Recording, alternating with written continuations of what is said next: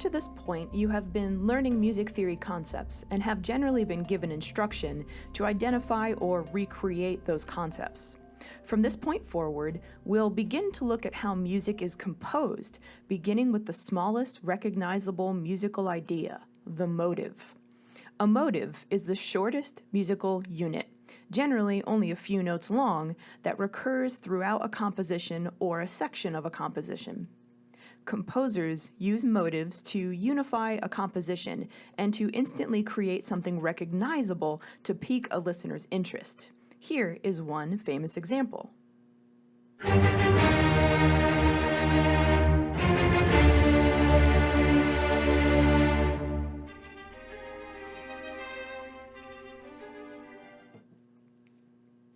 We often refer to a motive as a riff,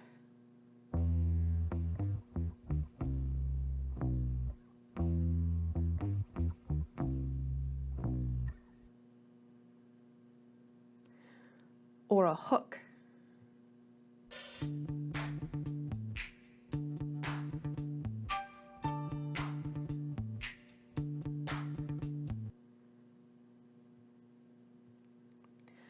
A motive can be melodic. In this case, a short group of pitches repeats and returns often. Here is an example of a very famous melodic motive. This motive is called the Bach Motive because Johann Sebastian Bach used these pitches to refer to his family name. Bach himself, as well as many composers after him, used this melodic motive as the basis for their compositions. A motive can be rhythmic. In this case, a short rhythm repeats while not necessarily using the same pitches. The first example we listened to was the opening measures of Beethoven's Symphony No. 5. The rhythmic motive here consists of an eighth rest, 3/8 notes, and a half note, or some other duration that gives the motive the rhythmic idea of short, short, short, long. Notice that each time the motive returns, it's not necessarily using the same pitches. A motive can be harmonic. In this case, the same chords repeat. One of the most famous examples of a harmonic motive is Pachelbel's Canon in D. The opening two measures present a motive of 8 chords that repeat for the entire canon's 57-measure duration.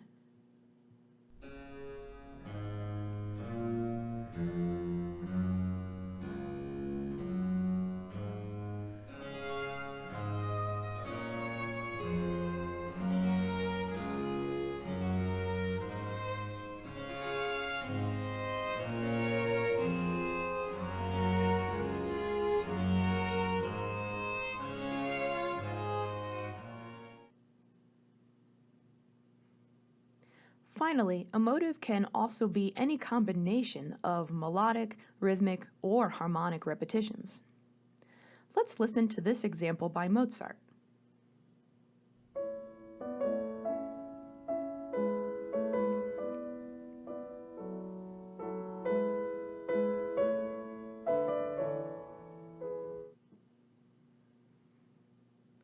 With an initial motive, the composer grabs the listener's attention. Now the listener needs to be transformed somewhere. They expect a musical journey.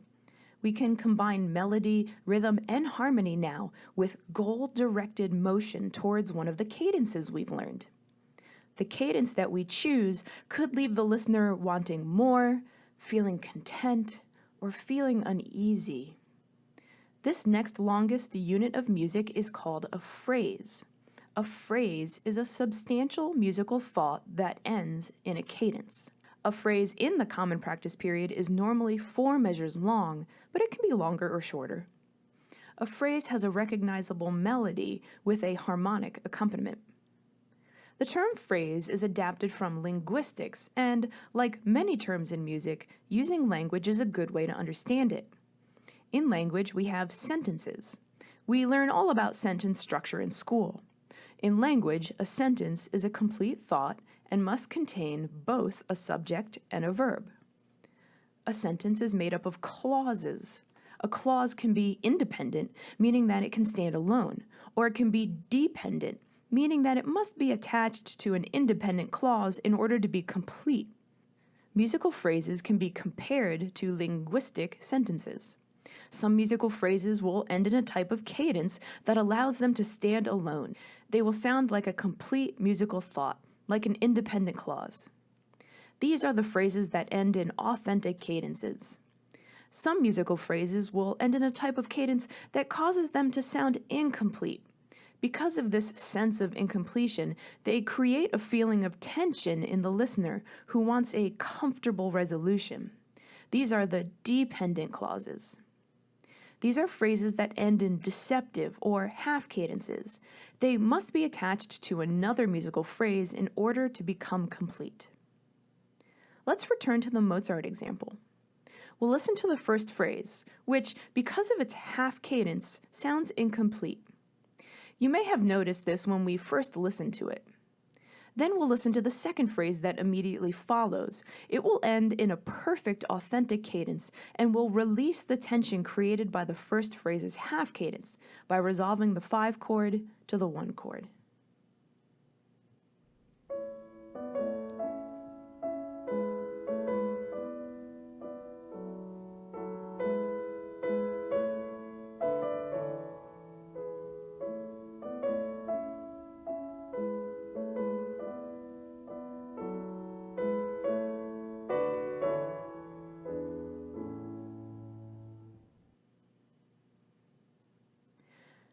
Notice how the second phrase sounds independent.